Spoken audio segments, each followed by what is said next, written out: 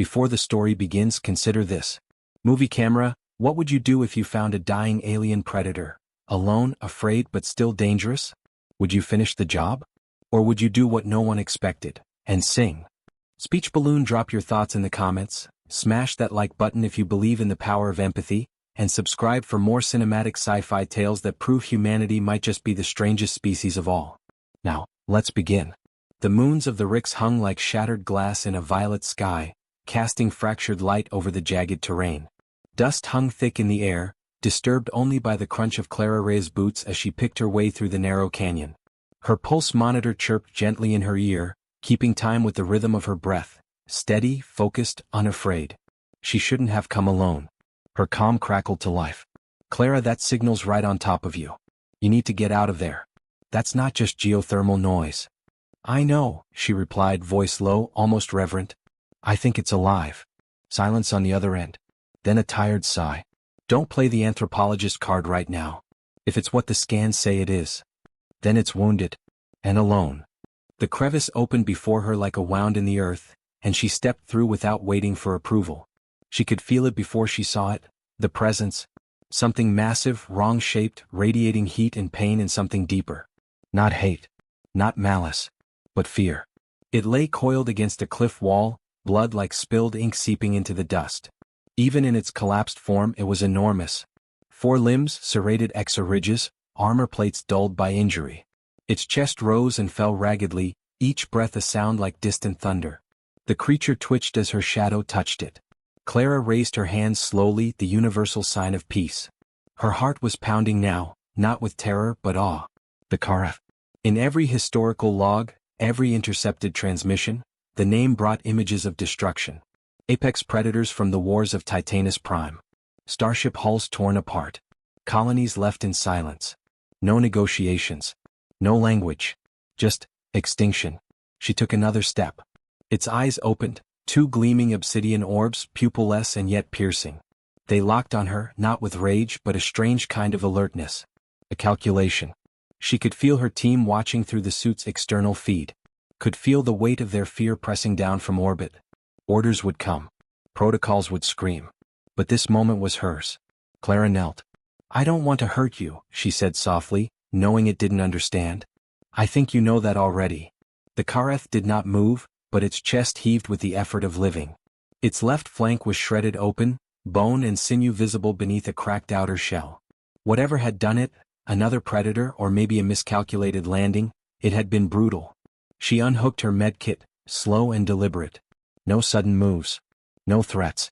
When she reached forward, the Kareth growled, a low, pained vibration that trembled through her bones. But it did not strike. Not even when her fingers touched its wound. The edges were cauterized in some places, burned in others. Plasma? Internal reactor damage? She had questions. The galaxy would have more. But none of it mattered if the creature bled out here in the dust. I'm going to clean this, she said, more for herself than the alien. I don't know what you are, but this is going to hurt. As she worked, she hummed, an old lullaby barely remembered, wordless and low. It was instinct. Her hands shook. Not from fear but from reverence. From grief maybe. She didn't know why she sang. She just knew it felt right. The Kareth flinched at first. Then stilled. Minutes passed. Then more. Time collapsed into a tunnel of bandages, field gel, and the slow, quiet rhythm of a song half forgotten. Clara wiped sweat from her brow and leaned back. The bleeding had slowed. The comm buzzed. Clara, what the hell are you doing down there? We're seeing vitals. That thing's still alive. It's not aggressive, she said. It's a Kareth.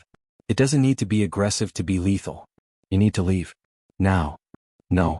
Clara. No. I'm not leaving it. I think it understands I'm trying to help. A long pause. You're out of your mind. Maybe. Probably. But the Kareth hadn't moved.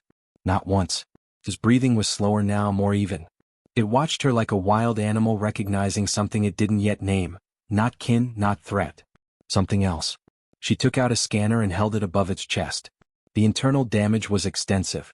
Cracked rib plates, shredded muscle analogs, internal bleeding, fluid buildup. It needed more than a medkit. But it had hours, not minutes. That was more than it would have had alone. She sat down against a rock a few feet away. Her hands were shaking now, the adrenaline wearing off. Dust clung to her gloves. The sun had dipped lower. The sky was bleeding from violet to indigo. The Kareth exhaled, a heavy gust of air that whistled oddly through a slit in its chest. And then it mimicked her. A low hum. A gravelly, uneven vibration. Almost a tone. Clara blinked.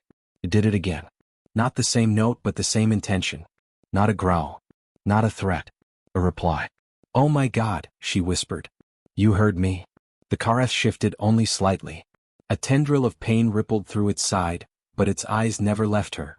That faint echo of sound, not quite song, not quite speech, repeated again.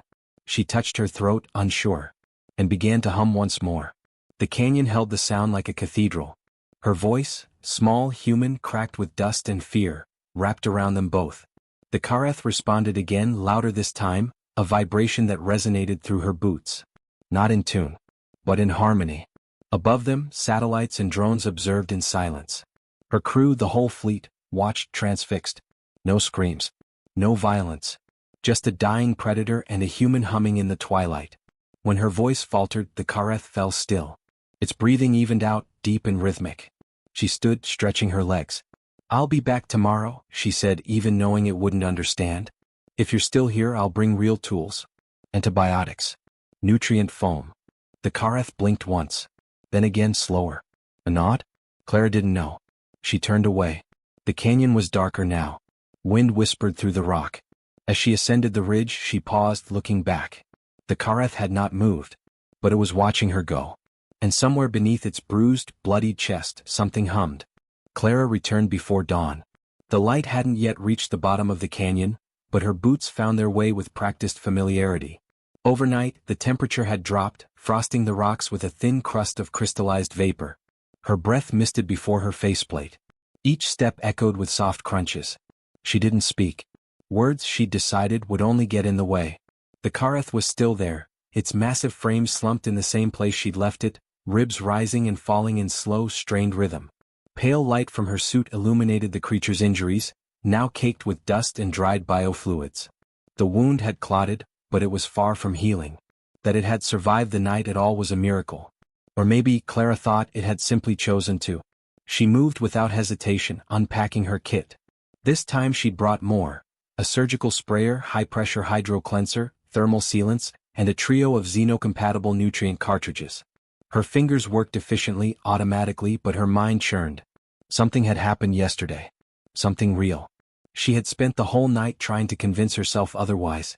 That the song, those vibrations, were coincidence. Muscle spasms.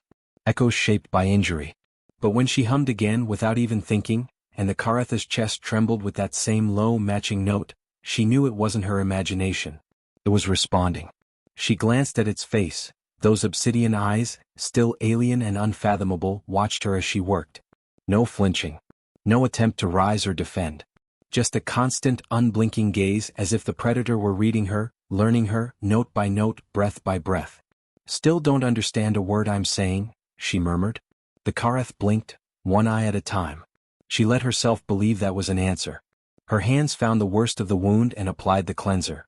The Kareth let out a pained grunt, flinching, claws twitching against the ground, but it didn't strike. Clara steadied her breath, reached for the thermal sealant and kept humming. She chose the same tune. No words. Just tone. Vibration. Familiarity.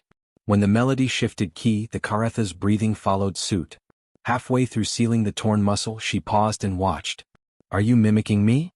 The creature didn't respond. But she'd felt it, a minute delay, almost imperceptible, between her voice and its echo. As if it were adjusting, learning, finding the intervals between breath and intention. A mimic could be an animal reflex. But this was something closer to conversation. Her comm buzzed with an unreadable burst of static. Clara tapped it, rerouting the signal to a tighter encryption band. She knew who it was before the voice even came through. "Clara, you didn't check in." Captain Orlon sounded tired. And angry. "I was already en route. Didn't want to lose momentum. You were supposed to be under observation until further notice. That thing down there is classified as a Tier 4 threat organism. You are in direct violation of." "It hasn't moved," she said quietly. "It hasn't attacked. I've been treating its injuries for 20 minutes and it hasn't so much as growled. It's not hostile. That's not your call to make." Clara inhaled sharply, restraining herself. Then make the call, Captain. But before you do, check the data stream. I'm uploading new biometrics now. She toggled the scanner, pulse, respiration, muscle response. All stable. Not optimal but stable. She opened the vocal analyzer next. It had logged 17 frequency matches to her own hums. 11 fell within the range of deliberate modulation.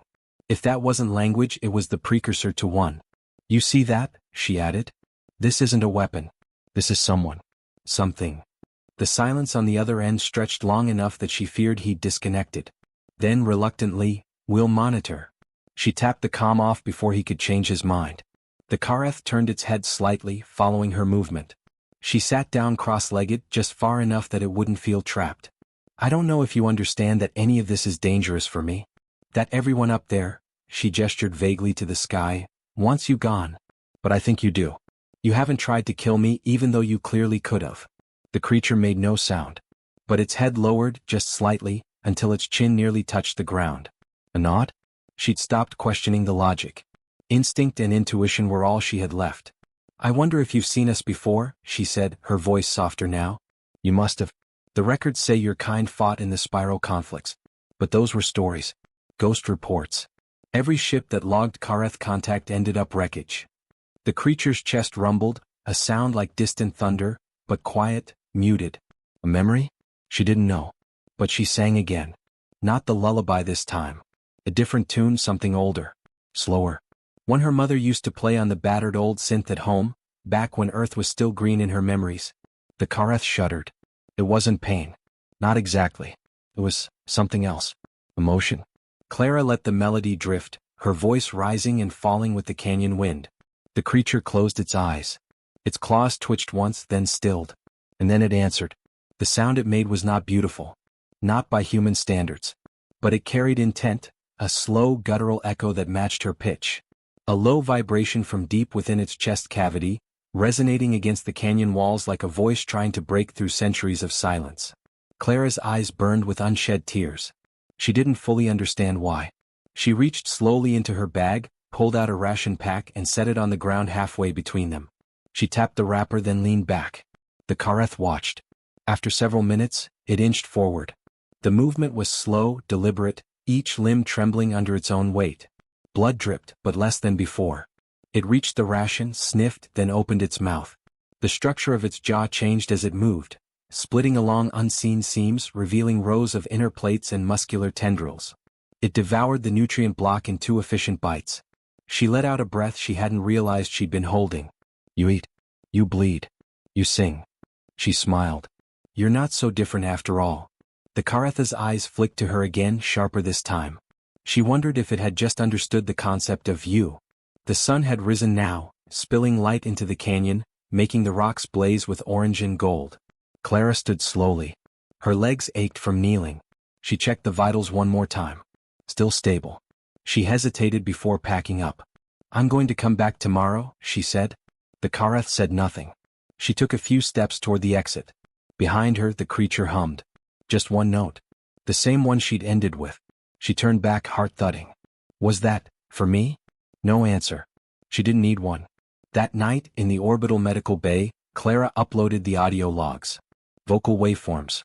Tonal mimicry. Heart rate correlation. Each file labeled and time-stamped. She filed the report under non-aggressive sentient candidate. It triggered 6 alerts. Half the fleet wanted her grounded. But by then it was too late. The song was already spreading. The 3rd day began with a message Clara didn't want to read. A high-priority notice blinked on her wrist pad before she had even zipped up her field jacket. The sender was familiar, Fleet Oversight Command Earth Sector Relay, and the tone was sharp, sterile, and utterly uninterested in nuance. Threat classification for Kareth Entity Number 001-THX was reinstated as Level 4 Red. Lethality Index updated. Local ground intervention authorized. Extraction protocols engaged. She stared at the words for a long time. No preamble. No room for negotiation. They were sending in a kill team. She didn't speak on the shuttle ride down, though the junior pilot kept throwing nervous glances back at her. News had spread. Everyone had seen the footage by now. A human kneeling beside a predator. A voice singing in darkness. A reply. The feed had gone viral in hours, first on the private fleet channels, then onto the public network. Speculation was rampant. Some called it fake. Some said it was the most important discovery in 50 years. And others, more than she wanted to admit, saw only a threat that hadn't killed yet. Her boots touched down on Therix's surface again, dust curling around her ankles like smoke. The wind was harsher today. The sky had that bruised look it got before a storm rolled down from the eastern ridges. She made her way toward the canyon, breath tight in her chest, heartbeat knocking against her ribs with every step. She knew what she'd find before she saw him. The Kareth hadn't moved far. He had shifted positions, somehow dragging himself into the shade of an overhang, but the effort had cost him. The wound across his flank had reopened. The bandages she'd applied had peeled away under the strain of movement. Still, he watched her with those steady, unblinking eyes. She didn't know what name to give them anymore. Predator didn't seem to fit. Not now. Not after 3 days of shared songs and silences. "Hey," she said gently, kneeling beside him. "It's worse again, isn't it?" He didn't answer, but the faint groan from his chest confirmed what she already saw. His limbs trembled even at rest. His breathing had grown ragged again. She applied a stabilizer shot, stronger this time, and pressed her palm gently to his armored chest, feeling the heat beneath. "I don't have much time," she whispered. "They're coming." He blinked, a slow, deliberate movement. Clara exhaled shakily and sat beside him, pulling out the recording device embedded in her sleeve. She activated it with a flick of her wrist. Log entry 3. Subject remains responsive. Mimicry of vocal tones confirmed. He's initiated sounds without provocation. Yesterday's interaction included 3 full tonal echoes. Still no semantic language, at least not by human standards. But this is language. It's communication. The Kareth shifted beside her, emitting a low vibrato that resonated faintly against the canyon walls. "There. Right there," she said quietly, angling the mic toward him. "He heard me say language. He knows the sound." She cut the recording. "I don't know what they'll do to you when they get here," she said. "But I'm going to try to stop it." He didn't move. "I lost someone," Clara continued. "Years ago. Brother. 19. First deployment. The official report said a Kareth patrol ship hit his carrier. No survivors. For years I thought that meant something about you, about your kind. That you were monsters, not just enemies. That what happened to him made you less." Her voice cracked. "But then I met you. And I watched you bleed. I watched you listen. You're not a monster. You're something else." The Kareth's chest rose and fell, slower now but not weaker. A stillness of attention, not of death. "I think you remember something," she said. "The way you echo me, it's not random. You know tone. Maybe even intention. Music has structure. Pattern. It's built on memory. You remember. You're choosing to remember." She didn't say it aloud, but she was certain of something now. He was singing back on purpose. A sharp tone burst across her calm band, jarring her from the moment. She answered with a tap. "Lieutenant Reyes," came the gruff voice of Captain Orlon. "Deployments have landed. Ground team is en route to your position. Lock your beacon and return to the extraction point immediately." "No," she said, standing. "Reyes, this is not up for discussion. You have exactly 10 minutes before containment initiates. This is already above our pay grade. The brass are watching now. They're making a mistake. You've made us look like fools. He isn't a threat. He's a Kareth. That's not what that means anymore." She ended the call. The Kareth watched her silently. Her fingers hovered near the transmitter, trembling. One signal, one coded ping, and she could redirect the landing coordinates. The kill team wouldn't know until they touched down miles from here. She could buy more time. But it would be a direct act of defiance. Treason. She'd never work again. "I'm going to protect you," she said aloud, voice firm now. "Even if it ends me." She triggered the beacon override. Above them, miles away, redirection pulses scattered across the atmosphere. The mercenary team rerouted to a decoy canyon, confused and scrambling. Clara turned back to the Kareth and sat down beside him again. "Let's give them something they can't ignore." She tapped the speaker array on her pack and set it upright. Then she began to sing. No lyrics. No instruments. Just her voice, shaped by wind and sorrow and the impossible clarity of what this moment meant. Her tone started low, weaving minor chords into the cold morning air. She thought of her brother, of old lullabies, of the sound of music coming from broken rooms in the dead of night. The Kareth responded. He hummed with her, broken at first, then building.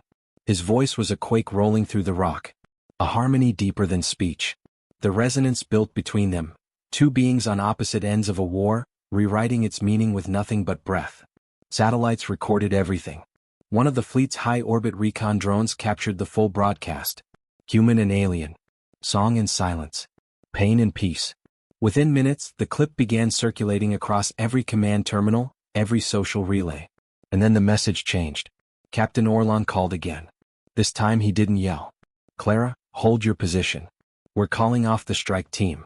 A science envoy is requesting remote access. They want to observe. She didn't speak. Just reached out and pressed her palm lightly to the Karetha's chest. It rumbled beneath her fingers. He was still dying. She knew that. His body was failing. But in that moment something had shifted. Not in him. In them. The enemy had become the echo. And the echo had become a voice. Clara looked up at the sky, at the tiny blinking dots where ships hovered like silent witnesses, and knew the galaxy would never see humans the same way again. Because when faced with a dying predator, the human didn't raise a weapon. She sang. The Karetha's breath rattled like wind through a hollow shell. Clara knelt beside him again, her gloved hand pressed lightly to his side, feeling the tremors deep within his frame. The once mighty predator now looked half-collapsed, ribs visible beneath torn flesh, bioluminescent streaks dimming beneath cracked plates of armored skin. Even the canyon felt quieter, as though the land itself were holding its breath. The medical scans confirmed what her instincts already screamed. He was dying. Slowly. Irreversibly. She had stabilized the bleeding, fed him concentrated nutrients, flooded his system with everything she could think of from the xenobiotic catalog. But he was shutting down. His body was built for war, not healing. And something in him, some core part, had already begun to let go. She hated that more than she feared it. From her pack, she withdrew a memory projector, a small dome the size of a fist. She activated it and placed it between them. A shimmer of light rose in a low arc, creating a soft blue holographic glow across the canyon floor. It wasn't for recording. Not today. Today it was just for connection. She tapped her wrist pad. A tune began to play, a soft melody recorded on her childhood synth. Her mother's lullaby, re-engineered and cleaned of static, looping in gentle waves. The same one she'd hummed that first day. She let it fill the space between them like mist. The Kareth stirred, his breath catching in uneven pulses. His eyes fluttered open. Still glassy. Still alien. But no longer unreadable. You remember? Clara whispered. Even through the pain. He made a low sound, barely more than a murmur. His massive hand twitched against the dirt as if trying to rise, then fell still again. He blinked once, slowly. And then he sang. It came from deep inside him, a sound older than language, raw and trembling with effort. The canyon carried it outward, reshaped it, sent it spiraling up the cliffs in rising echoes. It wasn't a song of joy. Or defiance. It was a requiem. A farewell. Clara's throat tightened. You don't want to die alone. Her voice trembled, barely audible under the rising wind. Clouds gathered at the horizon, thunder rolling like distant footsteps. She knew the storm would be on them within the hour. Clara looked up toward the sky. Somewhere above the clouds, in orbit, a dozen ships were watching. They'd seen the footage. The singing. The mimicry. The near-linguistic patterns. They'd seen a Kareth, apex predator, last of its kind, echoing a human voice with almost fragile precision. But they hadn't seen him. She activated her transmitter. This is Lieutenant Clara Reyes. I am requesting immediate medical override on subject Kareth 001. Sentience indicators confirmed. Vocal engagement established. Emotional cognition presumed. I am petitioning emergency preservation status, code white. Static buzzed back. A brief pause. Then the same voice that had been trying to pull her away since day one responded, Captain Orlan. Request acknowledged, he said, his voice different now. Measured. Strained. But we don't have the infrastructure for an evac. Even if we did. I don't think you're asking us to save him. Clara swallowed. Her voice broke before she could speak. No. I think I'm just asking you to let me stay. The silence that followed was long and heavy. Finally Orlan replied. Permission granted. The link cut. She lowered her hand. Lightning cracked along the far ridge. The wind swept through the canyon with a rising howl. The storm had arrived. Clara pulled her weather cloak from the side of her pack and draped it over the Karetha's upper chest. It didn't do much, just shielded his face from the sting of the oncoming rain. The rest of him, enormous and battered, remained exposed to the sky. And yet he didn't flinch. He watched her, his gaze unblinking, the glow in his chest flickering faintly. He made the sound again, his version of a hum. Clara leaned in, pressing her forehead gently against the plate of his brow. "I'm not leaving," he responded, not in sound but in stillness. The kind of stillness that spoke of trust. A second lightning bolt lit the sky. She reached again for her projector and initiated a new recording. But not of herself. Not of data or notes. She turned the feed outward toward the galaxy. A live stream. "This is Clara Reyes," she said into the device, her voice clear, steady despite the ache in her chest. "I am here with the Karath. You've seen him. You've heard him. What you didn't see was how he waited every day for my return. How he echoed my songs not by instinct but by memory. How he chose not to kill but to learn." She looked back at him. "He is dying. There is nothing more I can do to stop it. But he will not die a weapon. He will not die as a myth or a monster. He will die as a voice. As proof that even the most feared things in the galaxy can learn to listen." The Karath gave one last rumbling exhale. And Clara began to sing. Her voice rose through the sound of thunder, matched by the deep, resonant hum that rose once more from the dying predator's chest. It quavered, staggered, then caught. They sang together as the storm opened above them and rain poured like broken stars. The harmonics built, hers soft and trembling, his low and tectonic. The canyon carried it, amplified it, transformed it into something more. Across the stars, ships slowed their patrols. Civilian streams paused in mid-broadcast. Children sat up from their bunks, wide-eyed. Generals leaned toward their screens. Scientists adjusted their headsets. All of them listening. To the last song of a dying predator and the human who refused to abandon him. When his voice finally faded, it did not vanish with a gasp or a rattle. It eased into silence like the last note of a symphony, lingering in the air long after the breath that made it had gone. Clara sat beside him, soaked through, the storm washing the dust and blood from her boots, her face, her fingers. She didn't cry. Not yet. Instead, she took the projector and aimed it up into the rain. "Humanity's gift was never its fire," she said softly into the lens. "It was our music, our memory, our mercy." The stream ended. Weeks passed. Debates erupted. Fleets paused. And somewhere in a quiet museum orbiting Earth, a sculpture was unveiled. It showed a woman kneeling beside a vast alien figure, her head bowed, hand outstretched, fingers just brushing his chest. No plaque named him a predator. No placard called her a savior. The statue was titled simply, Echo. And below it, in fine script, were the only words that mattered. Asterisk, she didn't kill him. She sang. Asterisk,